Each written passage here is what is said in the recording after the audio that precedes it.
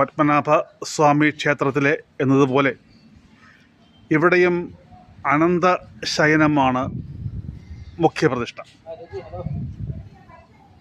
അനന്തശയനം എന്ന് പറഞ്ഞാൽ നമ്മുടെ പത്മനാഭ സ്വാമി ക്ഷേത്രവും അതുപോലെ തന്നെ തിരുവട്ടാറും അതുപോലെ തന്നെ ശ്രീരംഗവും 3 പ്രധാനപ്പെട്ട അനന്ത പത്മനാഭ സ്വാമി ക്ഷേത്രങ്ങളാണ്. അതിൽ ഈ 3 ക്ഷേത്രങ്ങളിൽ വെച്ച് ഏറ്റവും വലിയ വിഗ്രഹമാണ് തിരുവട്ടാറിലേത്.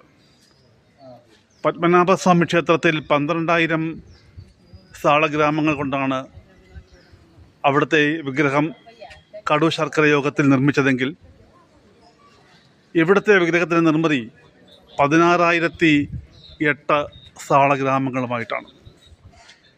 22 അടി നീളമുണ്ട് ഈ ക്ഷേത്രത്തിലെ വിഗ്രഹത്തിന്. അതോടൊപ്പം മറ്റൊരു എടുത്തു പറയേണ്ട സംഗതി എന്താണെന്ന് വെച്ച് കഴിഞ്ഞാൽ പത്മനാഭസ്വാമി ക്ഷേത്രത്തെക്കാൾ വളരെ പഴക്കം ചെന്ന ക്ഷേത്രമാണ് തിരുവട്ടാർ ആദികേശവ സ്വാമി ക്ഷേത്രം.